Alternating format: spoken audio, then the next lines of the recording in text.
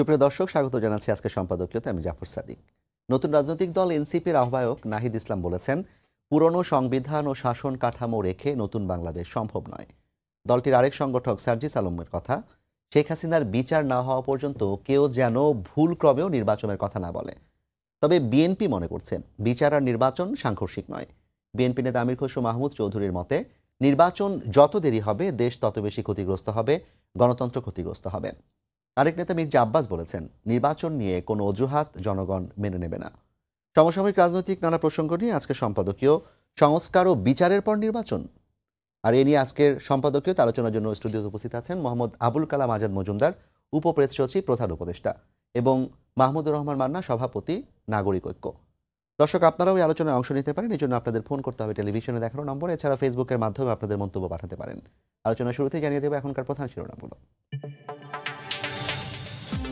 ৭১ ও ২৪ শহীদদের শ্রদ্ধা জানিয়ে এনসিপির সাংগঠনিক কার্যক্রম শুরু। দ্বিতীয় প্রজাতন্ত্র প্রতিষ্ঠায় কাজ করার ঘোষণা। হাসিনার বিচারের আগে নির্বাচন নয়।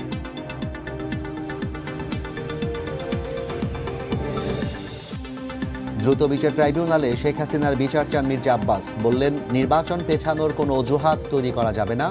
দেশকে অস্থিতিশীল করতে চক্রান্তের অভিযোগ।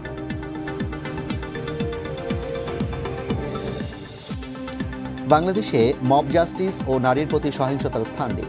চাঁদাবাজি বন্ধেও কঠোর সরকার, জানালেন রিজওয়ানা। উপদেষ্টা পরিষদে ২,০০০ চিকিৎসক নিয়োগের সিদ্ধান্ত। এনআইডি সেবা নির্বাচন কমিশনেই থাকতে হবে, সাফ জানালেন সিইসি। যৌক্তিকতা লিখিতভাবে জানাবেন সরকারকে। ভোটার হালনাগাদ চলাকালে সিদ্ধান্তে তাড়াহুড়ায় আপত্তি।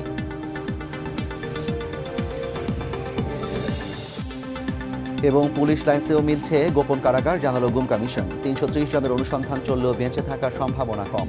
জড়িতদের বিচার হলে উজ্জ্বল হবে বাহিনীর ভাবমূর্তি।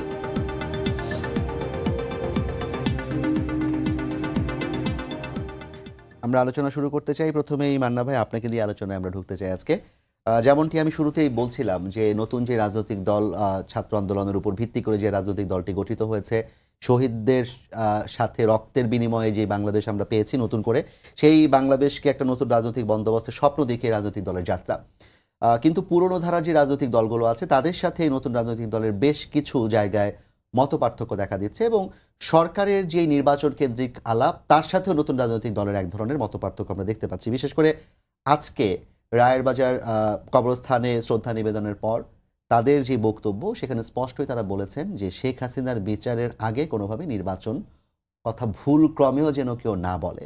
এটা একটা বড় ধরনের আলাপ, এবং এই আলাপটা আসলে খুব গুরুত্বপূর্ণ। আপনি কি মনে করেন যে শেখ হাসিনার বিচার ছাড়া বাংলাদেশে নির্বাচন করাটা উচিত হবে না কিংবা সম্ভব না? আমি কথাটা একটু সফট করে প্রেস করলেন, তো শুধু বিচার করবার কথা বলা হয়নি, ফাঁসি হতে হবে তারপরে বলেছেন। এটা যে ওটার মধ্যে আমি পরে যাই, তার আগে আমি একটা কথা বলি যে ধরেন, আমি এরকম মনে করি যে রাজনীতির যত চর্চা হবে, প্রচার হবে, প্রসার হবে, তত দেশের জন্য ভালো। বিকজ আলটিমেটলি পলিটিক্স হলো কমান্ড অফ দ্য সোসাইটি। বাকি ইকোনমিক্স বলেন, কালচার বলেন, স্পোর্টস বলেন, এডুকেশন বলেন, সব রাজনীতি যেরকমভাবে নির্ণয় করে সেরকম করে হয়। অতএব রাজনীতি যত বেশি উন্নত হবে, যত বেশি ওই যে বলে বিস্তৃত হবে, তত ভালো। সেই হিসেবে যে ছাত্ররা সবাই মিলে একটা রাজনীতির প্রক্রিয়াতে যুক্ত হয়েছে, আমি তাদেরকে অভিনন্দন জানাই। এবং এরা মানে কারা, মানে নর্মাল কিছু ছাত্র যারা একটা বিরাট অভ্যুত্থান করে, অসাধ্য সাধন করে, ইতিহাস তৈরি করে তারপরে এখানে আসছে। তো সেই হিসেবে আমি মনে করি যে তাদের প্রতি অ্যাটিটিউডটা আমাদের খুবই পজিটিভ থাকা উচিত সব দিক থেকে। কারণ আমি এটা বলবো যে ধরেন, তারা যে লড়াইটা করেছে সেটা হলো একটা ফেজ আন্দোলনের, এখন এটা আর একটা ফেজ। বিকজ আপনি ওই লড়াইতেও জিতেছেন, এখন বিশাল মিছিল করা আপনার কাজ নয়, এখন জীবন দেওয়ার প্রশ্ন নাই, এখন দেশটা গড়বার প্রশ্ন। এবং সেই গড়বার জন্য কী করতে হবে, এই 53 বছরে এই দেশের মধ্যে যত জঞ্জাল তৈরি হয়েছে, যত ইম্পেডিমেন্ট তৈরি হয়েছে, এগুলো সব দূর করবেন, করে স্মুথ একটা যাত্রা যাতে হয়। একবারই তো করে ফেলতে পারবেন না, কিন্তু যাত্রাটা যাতে শুরু করা যায়, সেরকম করতে গেলে আপনাকে নিশ্চয়ই এটা একটা মেধার কাজ হবে, এটা একটা বুদ্ধিবৃত্তিক কাজ হবে, জ্ঞানের চর্চা হবে। রাজনীতির এখন ওই দিকে ঢুকে গেছে অলরেডি, আমি এরকম মনে করি। কারণ ধরেন আমাদের কাছে যেরকম 6টা কমিশন রিপোর্ট দিয়েছে, আমাদের পড়তে হচ্ছে। আমাদের সেন্ট্রাল কমিটি এত মোটা মোটা ভলিউম জীবনেও পড়ে নাই, তবে একসাথে পড়া তো অন্য কথা আলোচনা করে, সব জায়গাতে এটা হচ্ছে। এই কাজগুলো হতে হবে এবং এটা করতে গেলে কিন্তু আপনার একটা লাগবে কি, ধৈর্য লাগবে পড়বার জন্যে, আপনার ধৈর্য লাগবে, আপনার বিবেচনা লাগবে এবং সবচেয়ে বড় কথা হচ্ছে নিজের উপর একটা নিয়ন্ত্রণ রাখবে। যে লড়াইটা আপনি তখন করেছেন জেদের, আক্রোশের, প্রতিশোধের, এখন ওই ব্যাপার থাকতে পারবে না। এখন বরঞ্চ অ্যাকোমোডেটিভ হতে হবে। এখন হোল নেশনকে আপনি একসাথে করবেন, যেটা ডক্টর ইউনূস বলেছে যে কমিশনটা করলেন না, হ্যাঁ, ওই কমিশন ইজ ভেরি ইম্পর্টেন্ট। আপনি তো ন্যাশনাল কনসেনসাস ছাড়া বাস্তবতেই তো আপনি এগোতে পারবেন না। তো কনসেনসাস করবার জন্য আপনার মেন্টাল প্রিপারেশন লাগবে যে আমি যেটা বলছি এটাই ঠিক, কিন্তু এটা আরেকজন সম্পূর্ণ ঠিক বলে নাও করতে পারে। আমরা কিন্তু তার সাথে একটা অ্যাপ্রোচমেন্ট করতে হবে যাতে আমি একসাথে মিলে কাজটা করতে পারি। এই যে অ্যাটিটিউড, এই অ্যাটিটিউড লাগবে। এখন হয় কি, ধরেন বয়স একটা ফ্যাক্টর, তো অল্প বয়সে এত কম্প্রোমাইজ করার চিন্তা হয় না। অল্প বয়স মানে যৌবন যার, যুদ্ধে যাওয়ার তার শ্রেষ্ঠ সময়, এরকম অ্যাটিটিউড থাকে। ওখানে কম্প্রোমাইজ, বোঝা, পরস্পরের সাথে মেলা এরকম হয় না। এই দিক থেকে আমি বেশ আগে থেকে খেয়াল করেছি যে এই শিক্ষার্থীরা এত বড় কাজ করেছেন এবং তাদের মধ্যে ধরেন এক ধরনের, কি বলবো, একটা শ্লাঘা শব্দটা বলে খারাপ হবে, এক ধরনের অহংকারের ভাব থাকতে পারে। সব পার্টি মিলে খুঁটিও ভাঙতে পারো নাই, আমরা তো বদলেই দিয়েছি, কত বড় কাজ করেছি। এই বোধ থেকে তাদের বলতে পারে যে এই লোকগুলো আসলে কাজের না, কাজ আমাদেরকেই করতে হবে, আমরা তরুণ। এবং ডক্টর ইউনূস যেরকম করে তারুণ্যের প্রশংসা করেছেন, হুইচ ইজ রাইট, তারা মনে করেছে আমরাই করব, তারা করবেন, এরকম অ্যাটিটিউড যদি হয়, ওই অ্যাটিটিউড নিয়ে কিন্তু এখন দেশটা করতে পারবেন না। এখন আবার বলছি অ্যাকোমোডেটিভ হতে হবে, কিন্তু তাদের আচরণে, উচ্চারণে যতক্ষণই না অ্যাকোমোডেটিভ মনে হয়েছে, তার সাথে অ্যাংরি ইয়ারম্যানের একটা পিকচার আসছে আমার কাছে এবং এখনও সেরকম আছে। এই যে ধরেন সার্জিস আলমের কথা বললেন না, উনি বলছেন তার বিচার করে ফাঁসি দিতে হবে, তার আগে কেউ নির্বাচনের কথা বলতে পারবেন না। প্রথম কথা হচ্ছে বিচার করবার পদ্ধতি তো আপনি বলতে পারবেন না, তার কি শাস্তি হবে সেটাও আপনি বলতে পারবেন না। এগুলো সবই বিচার ব্যাপার, সম্পূর্ণ স্বাধীনভাবে তারা করবেন। আপনি বিচার করবার জন্য বলবেন, সরকারকে বলবেন কত দ্রুত করতে পারেন তার চেষ্টা করেন, আপনি টাইম ফ্রেমে বাঁধিয়ে দিতে পারবেন না। একটা মামলা হয়েছে, সেই মামলায় সাক্ষী চলছে 2 বছর ধরে, আপনি বলবেন এত বছর ধরে কেন সাক্ষী চলবে, 3 মাসের মধ্যে সাক্ষী শেষ করে দেন, তা তো বলতে পারবেন না। ফলে এই বিতর্কগুলো কিন্তু আগে হয়েছে, এই এতদিন ধরে এই বিতর্কগুলো হয়েছে। এর উপরে আইন উপদেষ্টা কথা বলেছেন, অন্যান্যরা কথা বলেছেন। তারপরে আবার দেখেন আমাদের দেশে তো নির্বাচন প্রক্রিয়াটা চলছে অলরেডি এবং প্রধান উপদেষ্টা ঘোষণা করেছেন বাকি সরকারের পলিসির মধ্যে আসছে ডিসেম্বর নাগাদ নির্বাচন হবে। গতকালকেও তিনি ইইউ কমিশনারকে বলেছেন যে ডিসেম্বরের মধ্যে সম্ভবত নির্বাচন হবে। এখন একজন ছাত্র নেতা বা একজন তরুণ রাজনৈতিক নেতা তিনি কিরকম করে বলেন যে এই কথা কেউ বলতেই পারবেন না, তারপরে প্রধান উপদেষ্টা বলতে পারবেন না, সরকারও বলতে পারবে না। তারা যখন বলেছেন আমি মনে করি অত হিসাব করে বলেননি। আর একটা হয় না, ওই বিপ্লব স্পন্দিত বুকে মনে হয় আমি লেনিন, আক্রোশ এত যে তখন আর যুক্তি বাঁধছে না, ওর ফাঁসি চাই, সে যত অন্যায় করেছে তার ফাঁসি ছাড়া কথাই হবে না, এরকম করে বলা হয়ে থাকতে পারে। হ্যাঁ, যেহেতু সার্জিসের পাশে আমি দেখেছি যে একজন মা তার সন্তানকে খুঁজছিলেন এবং সেই মা তখন তার পাশে দাঁড়িয়েছিলেন। তো হইতে পারে, ওই কারণে ধরে তার ইমোশন, সেন্টিমেন্টটাকে ওই ভ্যালু করছি, কিন্তু এইটা দিয়ে কিন্তু দেশ গড়া যাবে না। রাজনীতি যদি করেন, দলটা যখন আপনি গোছাতে চাচ্ছেন তখন আপনাকে মাথা ঠান্ডা করতে হবে।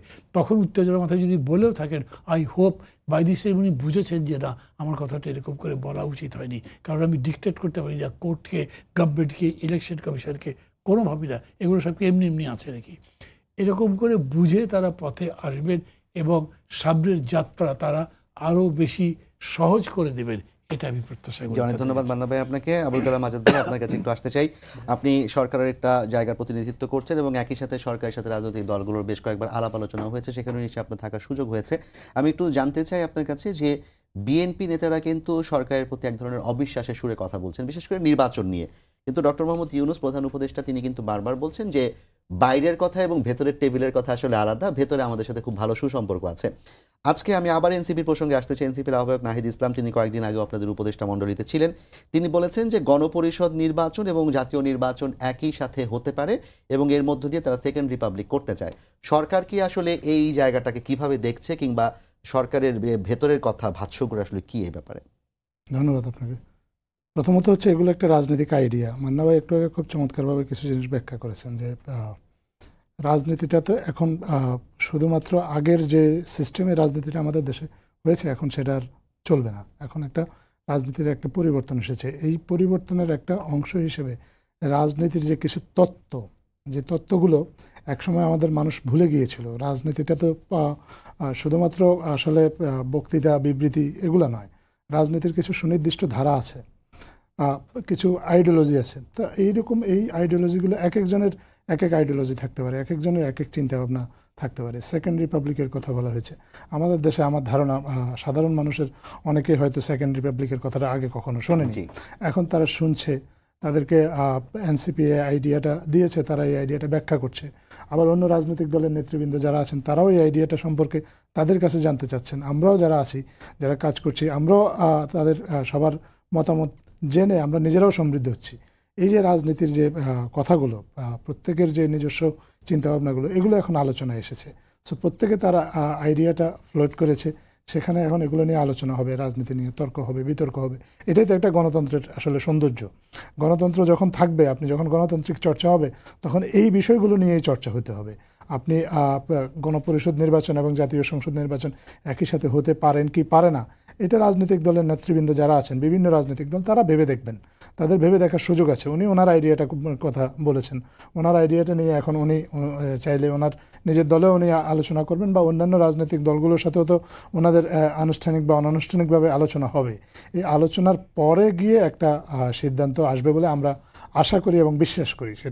সেই সিদ্ধান্তটা যখন আসবে তখনই আসলে দেখা যাবে যে গণপরিষদ নির্বাচন এবং জাতীয় নির্বাচন একসাথে হবে, নাকি জাতীয় নির্বাচন হবে, নাকি গণপরিষদ নির্বাচন হবে। প্রত্যেকটা একটা ধারণা, এই ধারণার ভিত্তিতেই কিন্তু এখন রাজনৈতিক কার্যক্রমগুলো চলছে, এবং এই ধারণাগুলোকে যার যার দৃষ্টিকোণ থেকে প্রত্যেকে তার নিজস্ব ধারণাটাকে প্রতিষ্ঠিত করার চেষ্টা করছে। এবং সেটা যিনি সাকসেসফুল হবেন এই আলোচনায়, বা অন্যদেরকে কনভিন্স করতে পারবেন যে তার ধারণাটাই সবচেয়ে ভালো ধারণা, নতুন যে রাজনৈতিক ব্যবস্থার কথা চাওয়া হচ্ছে, সেই চাওয়াতে তিনি যে ধারণাটার কথা বলছেন বা তিনি যে পদ্ধতিটা সাজেস্ট করছেন, এই পদ্ধতিটাই হচ্ছে নতুন রাজনৈতিক ব্যবস্থার জন্য সবচেয়ে উপযুক্ত পদ্ধতি। তিনি সেটা তার কথা বলবেন এবং তিনি সে বিষয়ে জনমত তৈরি করার চেষ্টা করবেন বা রাজনৈতিক ঐক্যমত তৈরি করার চেষ্টা করবেন। এটা খুব স্বাভাবিক জিনিস, এটাই হওয়া ভালো। এবং এটা যদি হয় তাহলে রাজনীতিতে যে সুস্থ ধারা এবং সুস্থ চর্চা, সরকার এই আলাপগুলোকে খুবই ইতিবাচকভাবে দেখছে। প্রত্যেকে তার রাজনৈতিক মতদর্শ বা তার যে রাজনৈতিক ধ্যান ধারণা, এটা নিয়ে আসছে। এরা সরকারকে আলোচনার টেবিলে এটা নিয়ে আলোচনা হবে। সংস্কারের যে প্রস্তাবগুলোর কথা সংস্কার কমিশনগুলো দিয়েছেন, সেই সংস্কারের প্রস্তাবগুলোও কিন্তু রাজনৈতিক ধ্যান ধারণার উপর ভিত্তি করে প্রতিষ্ঠিত। রাজনীতির যে প্রচলিত ধারণা বা রাজনীতিতে যে নতুনত্ব আনতে গেলে আমাদের যে এর আগে যে প্র্যাকটিসটা হয়েছে, এই প্র্যাকটিসটা বদলাতে হলে কি কি করতে হবে, এগুলো কিন্তু কমিশনগুলো দিয়েছে। তো এই প্রত্যেকের এই ধ্যান ধারণা বা প্রত্যেকের এই বক্তব্যগুলোকে একটা জায়গায় নিয়ে আসার জন্য সরকার কাজ করছে। একটু বলবেন যে আজকেও কিন্তু প্রধান নির্বাচন কমিশনার বলেছেন যে ডিসেম্বরকে ডেডলাইন ধরেই তারা কাজ করে যাচ্ছেন।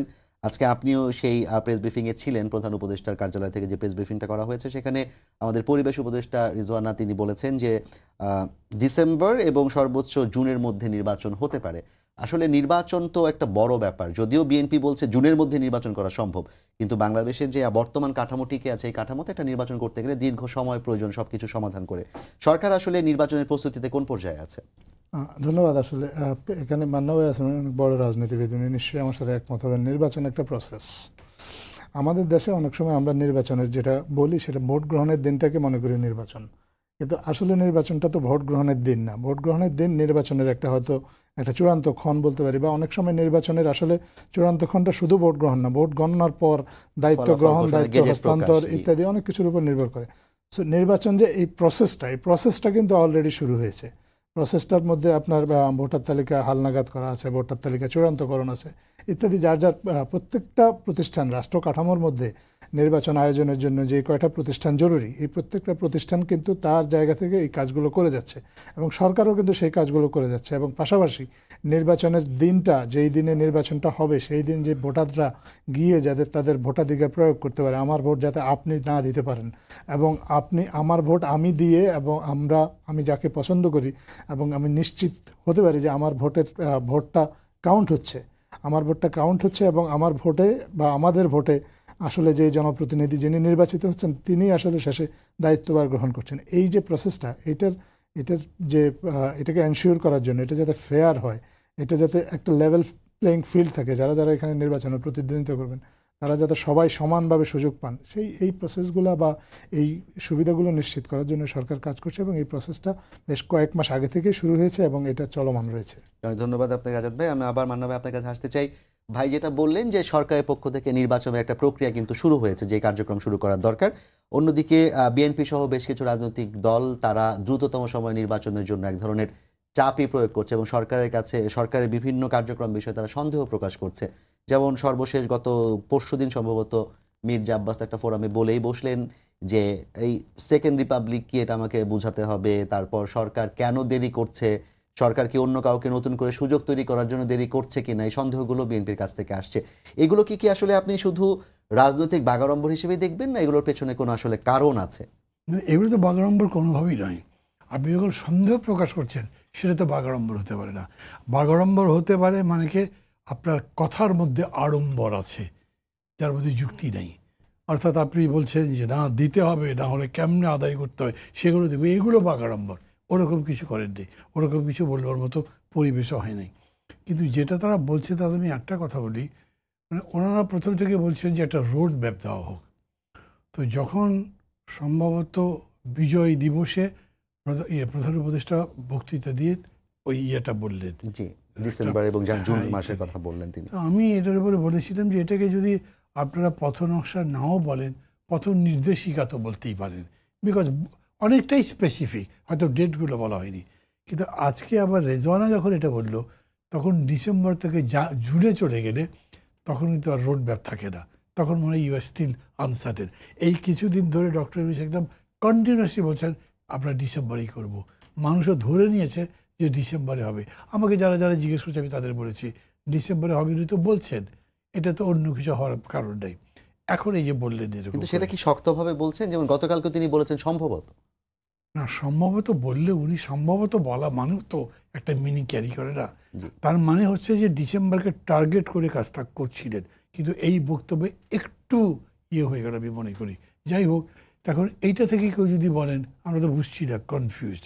আর বাকি যেটা বলছেন ষড়যন্ত্র বা নির্বাচন পিছিয়ে দেওয়া বা টিকে থাকা জোর করে, ডক্টর ইউনূসের সরকার সম্পর্কে মানুষের এই সন্দেহ নাই যে উনি ধান্দা করছেন ক্যাবিনেট ক্ষমতায় টিকে থাকা যায়। আমি অলমোস্ট কোথাও দেখিনি। এবং উনি নিজেও বলেছেন আমি চলে যাব জনগণ চাওয়ার সাথে সাথেই। না, তার কাজে দেখেন উনি যদি আরেকবার থাকতে চান তাহলে তো উনি পার্টির মধ্যে থাকতেন, আবার ভোট করবেন বা কোনো একটা কিছু থাকতো, এরকম তো নাই। না, ফলে বলেছেন থাকবেন না। হ্যাঁ, ফলে ওইটা ভাববার মতো কোনো বিষয় নয়। কিন্তু কোনো প্রক্রিয়াগত ত্রুটিতে কেউ যদি মনে করে যেটা ইচ্ছে করে ডিলে করা হচ্ছে, তাহলে সেটা একটা অন্য জিনিস। কিন্তু যদি ধরেন এখন বিএনপি চাচ্ছে যে ইমিডিয়েটলি পার্লামেন্ট ইলেকশন, জামাত চাচ্ছে না আগে স্থানীয় সরকার নির্বাচন, তো এই বিতর্ক ঝগড়া লাগলে তো আপনি তো সরকারকে দোষ দিতে পারবেন না। সরকার বিএনপিকেও প্রশ্রয় দেয় না বা জামাতকেও তার করে না, লালন পালন করে না। ওই রকম ক্ষেত্রে আমি মনে করি ওই জায়গাটা নাই। কিন্তু এটা এখন হয়েছে যেহেতু এরকম একটা ধারণা আছে যে নতুন রাজনৈতিক দল করা হচ্ছে সেটা সরকারের অনুগ্রহপুষ্ট, তো তখন তাদের পক্ষ থেকে কেউ যদি বলে যে যতদিন ফাঁসি না হবে ততদিন পর্যন্ত ভোটের কথা বলা যাবে না, তখন বলতে পারে নির্বাচনকে পিছিয়ে দেওয়ার জন্য চেষ্টা করা হচ্ছে। যদি ধরেন আমাকে যদি বলেন আমি কথা বলবো না, কেন বলবো না? আমি দেখছি যে ডক্টর নিজেই নির্বাচন প্রক্রিয়ার মধ্যে আছে। এখন এখানে একজন সংগঠক বা একজন একটা পার্টির নেতা বললে এটা যে গভর্নমেন্টের বক্তব্য আগেরটা, এটা আমি ধরছি না। আমি বরঞ্চ যিনি বললেন তাকে এটা এক্সপ্লেন করতে বলবো। আমি মনে করি কি দেখেন, কালচার জিনিসটা কি, আপনি যেটা চর্চা করেন তাই তো, আপনি যেটা বলেন, আপনি যেটা লেখেন, যেটা আপনার এক্সপ্রেসড হয় সেই জিনিসটা চর্চার মধ্যে আসে, কিন্তু সেটা যাতে কোনো নেগেটিভ ইম্প্যাক্ট না ফেলে, এইটার একটা কালচার বিহেভিয়ার বা যেটা হয়। রাজনীতিবিদের ওই জন্য বলে রাজনৈতিক সংস্কৃতি বলে একটা জিনিস আছে, এবং সাধারণত এরকম বলা হয় যে কোনো একটা সমাজ পরিবর্তন, সমাজ বিপ্লব, অভ্যুত্থান will be followed by cultural revolution বা আপহিভাল যেটাই বলেন। অর্থাৎ সংস্কৃতির পরিবর্তন ছাড়া সমাজের পরিবর্তন হয় না, আর সমাজের পরিবর্তন যখন তখন সংস্কৃতির পরিবর্তন হয়। আমাদের একটা সমস্যা হয়েছে যে আমরা রাজনীতি যারা যারা করি তারা এই সংস্কৃতির বিষয়টাকে বিবেচনা করি না। যেমন ধরেন আমি আরেকটা রাজনৈতিক নেতাকে যে গাল দিলাম, তো আমার নিজের ভাবা দরকার ওই গাল উনি আবার আমাকে দিতে পারেন। তো দুইজন গালাগালি করবে, মানুষ দেখে ভাববে যে ওরা ওই রকমই, ক্ষতি আমাদের দুইজনের হবে। এটা যদি না বোঝেন তাহলে বিষয়টা ক্ষতিগ্রস্ত হলো। এই বক্তব্যের মধ্যে দিয়ে নির্বাচন পেছাবার কোনো ষড়যন্ত্র আছে কি না এটা যদি সংশয়ও প্রকাশ করেন, তাহলে আপনি ব্যাখ্যা দিয়ে বলেন যে এই কথা থেকে আমার এরকম মনে হলো। এখনকার পলিটিক্স আমি মনে করি এটা ডিমান্ড করে, যদিও এই সংস্কারের কথা তো কেউ বলছে না, এই পলিটিক্যাল কালচার নিয়ে কেউ কিন্তু কোনো কথা বলছে না, রাজনৈতিক দলগুলোর মধ্যে সংস্কার কেমন হতে পারে এইটা নিয়ে কেউ কোনো কথা বলছে না, কিন্তু এইটা খুবই ভাইটাল। আলটিমেটলি আপনি খুব সুন্দর আইন টাইন বানিয়েছেন, রাজনৈতিক দলগুলো সম্পূর্ণ উল্টা কাজ করছে, চাঁদাবাজি করে, দখলদারিত্ব করে, তাহলে আপনার কোনো রকম পরিবর্তন হবে না। এই দিক থেকে আমি মনে করি যে রাজনৈতিক দলগুলো পরস্পরের প্রতি সহনশীল হবার চেষ্টা করুক। তারা আপনি পরস্পরকে ভাইয়া সহনশীলতার কথা বলছেন, গতকালকের একটি রিপোর্ট হচ্ছে পাবনাতে সম্ভবত জামায়াত এবং বিএনপি নেতাদের মধ্যে একটা সংঘর্ষ হয়েছে, তাও আবার ইউনোর কার্যালয়, এবং সেখানে বালু উত্তোলন এরকম নানা ঘটনা আছে, এবং বিএনপি এবং জামায়াত নির্বাচনের ব্যাপারেও কিন্তু আসলে দুই পথে হাঁটছে, স্থানীয় সরকার এবং জাতীয় নির্বাচন। তাহলে বিএনপি এবং জামায়াতের এই যদি এই ব্যাপারে ঐক্যমত্য প্রতিষ্ঠা করা না যায়, ভবিষ্যতে কি নির্বাচন পিছিয়ে যাওয়ার সুযোগ তৈরি হবে কিনা? এইটা একটা ভাইটাল বিষয় আমি মনে করি। কেন? ডক্টর ইউনূস বলছেন যে আমি কেবলমাত্র ন্যাশনাল কনসেনসাস বা জাতীয় ঐকমত্যের ভিত্তিতে ইয়ে করবো, সংস্কার করব, যেটা মিলবে না সেটা ছেড়ে দেব। জি। এইটার কি হবে? এখানে তো ঐকমত্যের কোনো জায়গা নেই, এটা উনি বলেন নাই, তাকে এটা বলতে হবে। এবং এখন মানে ড্রাইভিং সিটে তো উনি, ওনাকেই ঠিক করতে হবে উনি এটাকে কেমনে হ্যান্ডেল করবেন। আজকে আমি আবার দেখলাম পত্রিকায় লিখেছে যেগুলো মিলছে সেগুলো তো মিললই, যেগুলোতে অল্প বিস্তর ডিফারেন্স আছে সেগুলো কথাবার্তা বলে ঠিক করে নেব। এই ডিফারেন্সটা অল্প না বিস্তর কিভাবে ঠিক করবেন? আপনি অল্প বলতে পারেন, আরে ভাই ভোট আগে হলো না পরে হলো, আপনার স্থানীয় সরকারের ভোটে তো আপনি ক্ষমতায় যাচ্ছেন না, এটা নিয়ে এত বড় বিতর্ক কেন? যেভাবেই হোক জি। এটাকে আপনার একটা অ্যাপ্রোচে নিয়ে সলভ করতে হবে। আমি দেখছি গভর্নমেন্ট এই ডিসকোর্সে যাচ্ছে না। এই পর্যন্ত ধরেন 7 মাস গেল গভর্নমেন্ট রাজনৈতিক বিষয় নিয়ে দলগুলোর সাথে কোনো কথাই বলেনি। এখন বলছে যে এখন থেকে বলবে, তো 7 মাস বললেন না কেন? প্রথম যখন এটা তৈরি করা হচ্ছে তখন আমাদের সাথে যখন ডায়লগ হয়েছে, তো ডক্টর ইউনূস উনি আমার টিচার, বললাম স্যার আপনার মতলব কী? আমি এইভাবেই বলেছি, কেন এরকম বলছো? আমি বললাম যে আপনি তো আর ক্ষমতায় থাকবেন না, তাহলে আপনার কাজ হলো সবাইকে মিলে এই কাজটার সমাধান করেন, আপনি তো কথাই বলছেন না কারোর সাথে। কয়েকটা আমরা বলবো। আমি বললাম স্যার আপনারা প্রপোজাল দেবেন নিজেরা নিজেরা লিখে, কেন এটা সবার সাথে কথা বলেও তো দিতে পারে, তাহলে বিতর্কটা আগেই অনেক কিছু নিষ্পত্তি হয়ে যেত পাবলিকের কাছে যাবার আগে। উনি বললেন আমি তাই করতে চাই, কিন্তু উনি করেন নাই, ওরা কেউ করেনি। কোনো একটা বিষয়ে পরস্পরের মধ্যে আলোচনা হয়নি। আপনি নতুন করে আলোচনা করবেন, তাই তো? এবং নতুন করে যারা আলোচনা করবেন, এই যে গভর্নমেন্টের মধ্যে আছে তার মধ্যে who is the best constitution expert, তার চেয়ে বাইরে ভালো কনস্টিটিউশন এক্সপার্ট আছে না? আপনি আগে তাদের সাথে কথা বলতে পারতেন না? এই যে ধরেন বলছে তারা কি সেকেন্ড রিপাবলিক, আসলে তো আপনি বলতে পারবেন সেকেন্ড রিপাবলিক কি? আমাদের কারো কাছে সেকেন্ড রিপাবলিকের ধারণা আছে? ফ্রেঞ্চ রেভলিউশনের পর কয়েকটা রিপাবলিক হয়েছে, হ্যাঁ, কয়েকটা আপনার বিপ্লব হয়েছে, এরকম ভেনিজুয়েলাতে হয়েছে, অন্যান্য জায়গাতে হয়েছে, কিন্তু এগুলোর উপর আমাদের খুব কোনো স্টাডি নেই। সেই ফরাসি বিপ্লবের কবেকার কথা সেইটা ধরে এখন কেউ আলোচনা করছে না। তাহলে সেকেন্ড রিপাবলিকের উপরে তো হচ্ছে পলিটিক্যাল কনসেপ্ট, এটা তো আগে আলোচনা হতে পারতো, অথবা এইসবের মধ্যে হতে পারতো। আমি এই জন্যই কনসার্ন যে এই ছাত্ররা, আমি সবসময় অসাধ্য সাধন করেছে, এই যে শক্তি তাদের মধ্যে আছে, এই শক্তিটা নষ্ট হয়ে যাক তা তো আমি চাই না, আমি চাই দেশের কাজে লাগুক। তাহলে সেটার জন্য আপনাকে উদ্যোগ নিতে হবে। কে এই নেগোসিয়েটার, ফেলিসিটেটার বা যেভাবেই বলেন এই ভূমিকা নেবে, এটা না হলে কোথাও এগুলো দাঁড়াবে না। ধন্যবাদ মান্না ভাই। আজাদ ভাই, মান্না ভাই একটা কথা বলছিলেন যে রাজনৈতিক দলগুলোর সাথে সরকারের যে আলাপ, সেই আলাপটা আরও আগে হওয়া শুরু হওয়া দরকার ছিল। ডক্টর ইউনূস কয়েকদিন আগেই বলেছেন, বিবিসি বাংলাকেই সম্ভবত বলেছেন যে জুলাই চার্টারের মাধ্যমে ঐক্যমত্য প্রতিষ্ঠা করে আমরা নির্বাচনের পথে যাব। জুলাই চার্টার আসলে কি অবস্থায় আছে? ছাত্রদের যেই দাবি ছিল জুলাই চার্টার কিন্তু 15 জানুয়ারির মধ্যে তারা দাবি করেছিল, এবং পরবর্তীতে সেটা ডক্টর ইউনূস নিজে দায়িত্ব নিলেন এবং সরকার দায়িত্ব নেওয়ার পর ডক্টর ইউনূস আরেকটি কথা বললেন যে জুলাই চার্টারটা তৈরি হলে আমরা নির্বাচনের দিকে চলে যাব। কোন জায়গায় আছে জুলাই চার্টার আসলে? ধন্যবাদ। এখানে দুটো কনসেপ্ট আছে, একটা জুলাই ডিক্লারেশন আর একটা জুলাই চার্টার।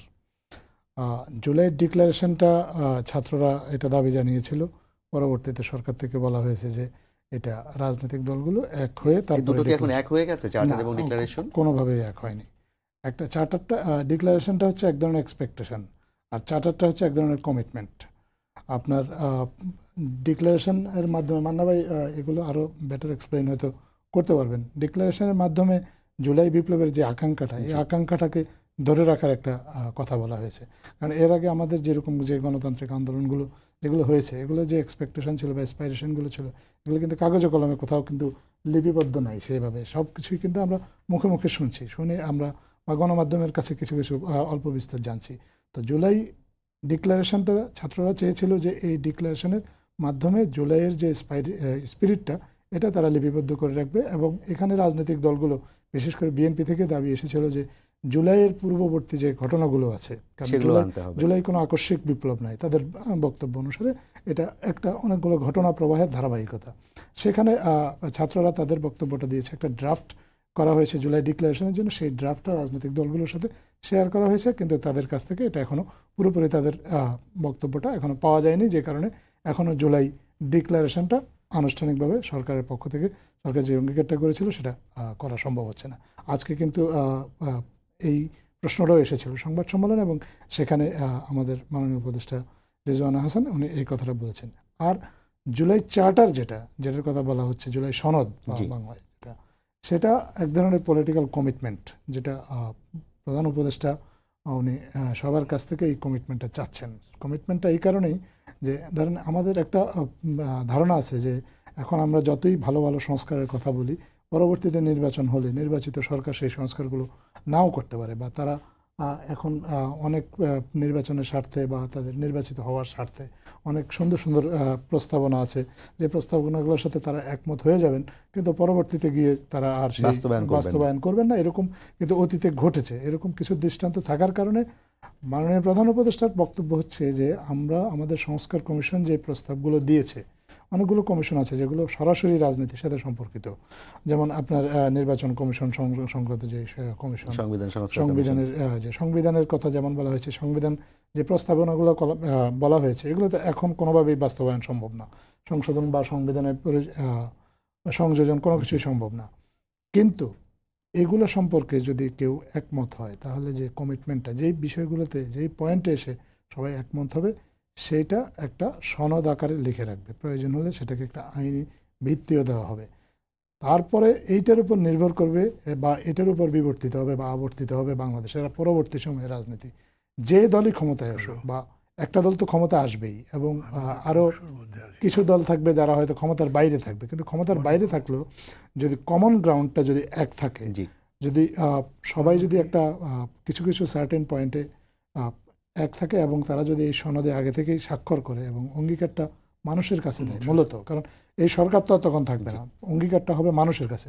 এই অঙ্গীকারটা মানুষ তখন, যদি যারা নির্বাচিত সরকার হবে তারা যদি এটা বাস্তবায়ন না করে, মানুষ তাদের কাছে জবাব চাইতে পারবে, জবাব চাওয়ার একটা জায়গা তৈরি হবে, এবং এটা একটা দলিল হিসেবে থেকে যাবে। পরবর্তী প্রজন্মও কিন্তু যদি কেউ এটা বাস্তবায়ন না করে, তাহলে পরবর্তী প্রজন্মও কিন্তু তাদের কাছে জবাব চাওয়ার সুযোগ থাকবে। তো সেই দৃষ্টিকোণ থেকে বা সেই দৃষ্টিভঙ্গি থেকে উনি জুলাই সনদ বা জুলাই চার্টারের কথা বলেছেন। এই জন্য আমি বলছি যে জুলাই ডিক্লারেশন বা জুলাই ঘোষণাপত্র আর জুলাই চার্টার বা জুলাই সনদ দুটো সম্পূর্ণ। আমার প্রশ্নটা ওই জায়গায় ছিল, যেহেতু জুলাই ডিক্লারেশন আসছেন না, তাহলে কি জুলাই চার্টারের মাধ্যমে ডিক্লারেশনটাকে একীভূত করা হবে কিনা? সেটা যদি রাজনৈতিক দলগুলো চায় তাহলে সেটা সম্ভব হতেও পারে। সেটা সম্পূর্ণভাবে নির্ভর করবে আসলে রাজনৈতিক পক্ষগুলো। এখানে অনেকগুলো পক্ষ আছে রাজনৈতিক, সরকার কোনো পক্ষ নয়। সরকারের রোল হচ্ছে ফ্যাসিলিটেটরের। পক্ষ এবং বিপক্ষ যা সবগুলো রাজনৈতিক দল, ওনারা সবাই যদি সম্মিলিতভাবে চান তাই হবে। ভাই, আপনার মান্না ভাই একটা কথা বলছিলেন যে নতুন দল সরকারের অনুগ্রহ পুষ্ট কিনা, এরকম একটি সন্দেহ আছে। আপনি যেহেতু সরকারের বিভিন্ন দপ্তরের সাথে কাজ করার অভিজ্ঞতা আছে এবং কাজ করছেন এখনো, এই সন্দেহটা আসলে দূর করা যায় কিভাবে? আদৌ কি তারা রাজনৈতিক সরকারের অনুগ্রহ পুষ্ট কিনা? প্রথম কথা হচ্ছে, সরকার স্বাধীন এবং নিরপেক্ষভাবে কাজ করছে। সরকারের কোনো রাজনৈতিক দলের প্রতি কোনো পক্ষপাত নেই। সরকার, আমাদের এই সরকারটা গঠিত হয়েছে এমন একটা সময়ে যখন আমাদের আগের একটা সরকার, যারা দীর্ঘদিন ধরে দেশে নির্যাতন, নিপীড়ন বা অপশাসন চালিয়েছে, তারা চলে যাওয়ার পর তারা চলে যাওয়ার পরে সরকার দেশে যে নতুন একটা রাজনৈতিক পরিস্থিতি বা পরিবেশ তৈরি হয়েছে, এই পরিবেশটাকে আপনার যাতে একটা সুন্দরভাবে একটা সংহতির দিকে নিয়ে যাওয়া যায় রাজনৈতিকভাবে, যাতে নতুন যে সুযোগটা তৈরি হয়েছে এই সুযোগটাকে কাজে লাগিয়ে এমন একটা রাজনৈতিক সংস্কৃতি তৈরি করা যায় যেখানে রাজনৈতিক মুক্ত বুদ্ধির চর্চাটা থাকবে, রাজনৈতিক দলগুলো পরস্পরের প্রতিপক্ষ হবে কিন্তু শত্রু হবে না, এরকম একটা রাজনৈতিক সংস্কৃতি তৈরি করার জন্য কাজ করছে। এবং এখানে সরকারের কিছু কিছু সিদ্ধান্ত আছে যে সিদ্ধান্তে হয়তো বিএনপি উপকৃত হতে পারে, আবার অন্য রাজনৈতিক দলগুলো এই সিদ্ধান্তের কিছু বেনিফিট পেতে পারে। কিছু কিছু সিদ্ধান্তে হয়তো ছাত্ররাও মনে করতে পারে যে হ্যাঁ এই সিদ্ধান্তটা তাদের পক্ষে গেছে। সরকার এককভাবে কোনো রাজনৈতিক দলের জন্য কোনো সুবিধা বা কোনো ক্ষেত্র প্রস্তুত করছে না, পুরোপুরি একটা লেভেল প্লেইং ফিল্ড যাতে তৈরি করা যায় নির্বাচনের আগে, সেটা যার পক্ষেই যাক বা যেই এই ক্ষেত্র থেকে জনগণের কাছ থেকে যেই সুবিধা আদায় করে নিতে পারে, সরকার রাজনীতির জন্য একটা ফিল্ড তৈরি করে দেবে যেখানে সবাই সমানভাবে রাজনৈতিক প্রচারণা করতে পারবে, যার যার নিজস্ব মতবাদটা তারা জনগণের কাছ থেকে নিয়ে যেতে পারবে। তারপর মানুষ ডিসাইড করবে। আগের নির্বাচনগুলোতে আমরা যেমনটা শুনতাম যে লেভেল প্লেইং ফিল্ড দরকার, আগের নির্বাচনগুলোতে আপনি শুনেছেন কিন্তু দেখেননি।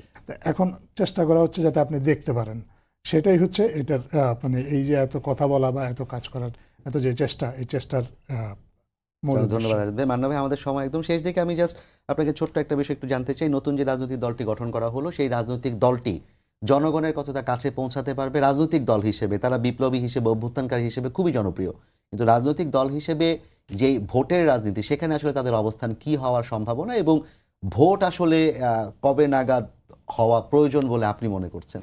মানে প্রথম প্রশ্ন জবাব বলি, এখন এরকম করে বলা যায়, দেখতে হবে তারা কীভাবে করে।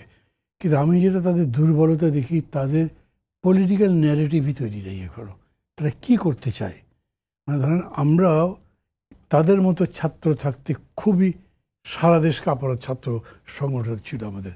জাসদ ছাত্রী সব ইউনিভার্সিটি জিতেছি, সব বড় কলেজে জিতেছি, এবং জাসদ যে প্রতিষ্ঠিত হয়েছিল এই ইয়াং আমাদের মতো মানুষদের 30-32 বছর ম্যাক্সিমাম ছিল। তো ওরা এখন আমাদের তখন কিন্তু বক্তব্য ছিল একটা সমাজতন্ত্রের বক্তব্য, বিপ্লবের। আমি আমাদেরটাকেই সবচেয়ে হাইলাইট করার জন্য বলছি। আমি বলছি যে সব পার্টির লাগে, তারা তাদের বক্তব্যে বলল কোনটা, একটা বললো আপনার সেকেন্ড রিপাবলিক, আর একটা বললো গণপরিষদ। দুটোই বড় জটিল বিষয় বোঝার জন্যে, মানুষ এগুলো বোঝে না। তো এইটা নিয়ে মানুষকে বুঝিয়ে তারপরে পক্ষে আনা একটু কষ্ট হবে। আবার সেটা খুব বিতর্কিত। আমি একটু আগে বলেছি সেকেন্ড রিপাবলিক বিএনপি বিরোধিতা করেছে, জানতে চেয়েছে, বুঝতে চেয়েছে। গণপরিষদ সম্পর্কেও একই রকম বক্তব্য, আর সার্জিসের বক্তব্য যেটা এটা বললাম, সব মিলে কিন্তু একটা স্মুথ সেলিংয়ের বদলে একটা ঝঞ্ঝা বিক্ষুব্ধ একটা নদী সমুদ্রের মধ্যে তারা যাত্রা করলো, বিতর্কটিত এইরকম আমার মনে হচ্ছে। এবং তারা এইটাতে খুব ডিসাইডেড বলে মনে হচ্ছে যে তারা মনে করছে নতুন সংবিধান ছাড়া নতুন দেশ গড়াই যাবে না। মানে কনসেপ্টটা দেখেন আমার কাছে কীরকম মনে হয়, সবচেয়ে সুন্দর একটা সংবিধান দেশের মধ্যে আছে, চলছে গণতন্ত্র, আর্মি এসে ক্ষমতা নিয়ে নিল, কে আটকাবে? কনস্টিটিউশন তো আটকাতে পারবে না। দেশে 2/3 মেজরিটি কেউ পেয়ে নিয়ে এলো, যেটা শেখ মুজিব যেরকম করে নিলেন। সো ভালো কনস্টিটিউশন লাগবে, কিন্তু ভালো কনস্টিটিউশন হলো গ্যারান্টি, রক্ষা কবচ একটা ফ্যাসিবাদের রিটার্নের এগেন্স্টে, এইটা না কিন্তু। তো এইরকম করে আমি মনে করি অনেকগুলো বিষয় তাদেরকে ফেস করতে হবে। তবে এই যুবকদের মধ্যে আমি প্রচণ্ড জীবনী শক্তি দেখি। তারা যে লড়াইটা করেছেন, এখন পর্যন্ত চালু করছেন, আমি মনে করছি যে বুদ্ধিবৃত্তিক এই লড়াইয়েও তারা ভালো করতে পারবেন, আশা করছি আমি। দেখা যাক কি হয়। মান্না ভাই, আমরা আরেকবার আপনার কাছে আসতে পারবো, তার আগে আজাদ ভাই আপনার কাছে জানতে চাই যে সরকারের যে প্রস্তুতি নির্বাচন নিয়ে, সেই নির্বাচনে আসলে কতটা শান্তিপূর্ণ হওয়ার ব্যাপারে আপনারা আশা করছেন, এবং সেটার জন্য সরকার কিভাবে কাজ করছেন? সেটার জন্য সরকার চেষ্টা করছে আইন শৃঙ্খলা বাহিনীকে প্রথমত পুনর্গঠন করা, প্রশাসনিক যে দিক নির্দেশনাগুলো দেওয়ার কথা। আপনি জানেন যে কিছুদিন আগে একটা ডিসি সম্মেলন হয়েছে, ডিসিদের সাথে সরকারের অনেকগুলো মন্ত্রণালয়ের দায়িত্বে নিয়োজিত উপদেষ্টারা বৈঠক করেছেন, তাদেরকে প্রয়োজনীয় দিক নির্দেশনা দিয়েছেন যাতে নির্বাচনটা নিরপেক্ষ হয়, এবং ডিসিরা যাতে এমন একটা রোল প্লে করেন যে রোলের ফলে কোনো বিতর্ক সৃষ্টি না হয়, এবং প্রত্যেকটা প্রার্থী, একটু আগেও যে আলোচনাটা হচ্ছিল সেই রকমভাবে প্রত্যেকটা প্রার্থী তার নিজস্ব ধ্যান ধারণা বা তার প্রচারণা এগুলো চালাতে পারেন। এই যে প্রশাসনিক প্রস্তুতি বা আইনশৃঙ্খলা রক্ষার প্রস্তুতি, এই কাজগুলো তো সরকারকে করতে হচ্ছে। এবং আইন শৃঙ্খলা রক্ষার ক্ষেত্রে আপনি নিশ্চয়ই জানেন যে চ্যালেঞ্জটা অনেক বড়, কারণ আমাদের আইন শৃঙ্খলা রক্ষাকারী বাহিনী যারা এই নির্বাচনকালীন সময়ে নিরাপত্তার দায়িত্বে থাকবেন, তারা কিন্তু একটা মেসিভ রিবিল্ডিং প্রসেসের মধ্যে দিয়ে যাচ্ছে। এবং তাদের মোরালটা এত লো ছিল আপনার কিছুদিন আগেও, তাদেরকে রাজনৈতিকভাবে ব্যবহার করার কারণেই হোক এবং তারা নিজেরাও রাজনৈতিক অভিপ্রায় বা রাজনৈতিক নিজেরা বেনিফিট পাওয়ার জন্য হোক, তারা যেভাবে রাজনীতির সাথে জড়িয়ে গিয়েছে তাদের পেশাদারিত্ব বলে, তাতে করে তাদের পক্ষে আবার ওই ফরম্যাটে তো আইন শৃঙ্খলা রক্ষা করা সম্ভব না। তো তাদের একটা রিবিল্ডিংয়ের প্রয়োজন আছে, বা তাদের যে সংস্কারের একটা কমিশন করা হয়েছে সেইখানেও অনেকগুলো প্রস্তাবনা আছে, যেগুলো আমরা আশা করি বা বিশ্বাস করি যে এই প্রস্তাবনাগুলোর বেশ কিছু প্রস্তাবনা হয়তো নির্বাচনের আগেই বাস্তবায়ন করা সম্ভব হবে। তাহলে হয়তো পুলিশকে বা আইনশৃঙ্খলা রক্ষাকারী বাহিনীকে তার ব্যক্তি স্বার্থে আর হয়তো ব্যবহার করতে পারবে না। তো ব্যক্তি স্বার্থে যদি ব্যবহার না করে আইনশৃঙ্খলা রক্ষাকারী বাহিনী যদি নিরপেক্ষ ভূমিকায় অবতীর্ণ হয় বা নিরপেক্ষ ভূমিকাটা পালন করে, তাহলে তো নির্বাচন সুষ্ঠু হওয়ার কাজটা অনেক দূর এখানে এগিয়ে যায়। তারপরে প্রশাসনের যারা দায়িত্বপ্রাপ্ত আছেন তারা যদি নিরপেক্ষ ভূমিকা পালন করেন, তারা যদি কারো হয়ে কাজ না করেন, তাহলেও কিন্তু আপনার ক্ষমতা লেহনের যে চর্চা কিংবা চরিত্র বাংলাদেশের মানুষের গত 16 বছরে গড়ে উঠেছে, এই আইনশৃঙ্খলা বাহিনী কি যারা ক্ষমতায় আসতে যাচ্ছেন কিংবা ধারণা করা হচ্ছে যারা ক্ষমতায় আসতে পারেন তাদের পক্ষে কাজ করবেন, এরকম কি ধরনের নিশ্চয়তা তৈরি করা সম্ভব? সেটা যাতে তারা কারো পক্ষে কাজ না করেন। কে ক্ষমতায় আসবেন সেটা তো আসলে নির্বাচনের পরে বোঝা যাবে। নির্বাচনের আগে পুরো বিষয়টাই হচ্ছে অনুমান, এবং রাজনীতিতে সবসময় অনুমান যে খাটে না, এটা এই দৃষ্টান্ত কিন্তু আমাদের দেশও আছে। 1991 সালের নির্বাচন যদি আপনি দেখেন, সেখানে দেখবেন যে অনুমান খাটেনি। এখন একটা সুষ্ঠু নির্বাচন হলে একটা জিনিস মনে রাখবেন যে বাংলাদেশে প্রায় 4 থেকে 5 কোটি মানুষ কখনো ভোট দেয়নি বা তাদের ভোটাধিকার প্রয়োগ করার কোনো সুযোগই পায়নি। এই ভোটাররা আসলে কাকে বেছে নেবেন এটা তো আপনি শুধু অনুমান করতে পারেন, কিন্তু আপনি নিশ্চিত হয়ে কোনো কিছু বলতে পারেন না। সো কেউ যদি এই ধরনের কাজ করে এবং পরবর্তীতে, তাহলে তাকেও তো তার পরিণতি ভোগ করতে হবে। আপনি এখন দেখলেন যারা এর আগে দলীয় লেজুর ভিত্তি করেছে সরকারের বাহিনীর অংশ হয়েও দলীয় সুযোগ সুবিধার জন্য বা দলের হয়ে কাজ করেছে, তারা কিন্তু এখন তার কনসিকুয়েন্সটা ফেস করছেন। এখন অন্য কেউ বা এখন যারা আছেন তারাও যদি তাদের পেশাদারিত্ব ভুলে গিয়ে ব্যক্তি স্বার্থে বা অন্য কোনো দলের সাথে কাজ করেন, ইউ নেভার নো কখন কোন সময় তাদেরকেও এটার জন্য জবাবদিহিতার মুখোমুখি হতে হয়। সো আমরা বিশ্বাস করি এবং আশা করি যে এই আগের ঘটনাগুলো থেকেও এখন যারা দায়িত্বে আছেন তারা শিখবেন, শিখে তাদের আচরণটা হবে পুরোপুরি পেশাদার আচরণ। ধন্যবাদ মোহাম্মদ আবুল কালাম আজাদ মজুমদার আপনাকে। আমি মান্না ভাই আপনাকে দিয়ে শেষ করতে চাই। আজাদ ভাই যেটি বলছিলেন যে সরকার একটা প্রসেসের মধ্যে আছে, পুনর্গঠনের মধ্যে আছে এবং নির্বাচনটি সুষ্ঠুভাবে করার জন্য যা যা করার দরকার সেটি তারা করার চেষ্টা করছেন। কিন্তু বিএনপির কাছ থেকে এবং সেটা আসলে উচ্চ পর্যায়ের নেতাদের কাছ থেকে আমরা বারবার একটা কথা শুনেছি, এরকম সম্ভাবনার কথা শুনেছি যে তারা প্রয়োজনে নির্দলীয় সরকার, আরও নিরপেক্ষ সরকার তারা চান। এই কথাগুলো বলে কি আসলে প্রক্রিয়াটাকে ডিলে করা হবে কিনা, কিংবা নির্বাচনকে প্রশ্নবিদ্ধ করার সুযোগ তৈরি হবে কিনা, কিংবা নির্বাচন আসলে কীরকম হতে পারে সামনে? এটা কীরকম হয়েছে ধরেন, অল্প দিনের মধ্যে এরকম মনে হচ্ছে যে বিএনপির প্রতিদ্বন্দ্বী সম্ভবত নতুন এই দলটি। এটার মধ্যে কতখানি সত্যতা আছে সেটা তো পরে দেখা যাবে।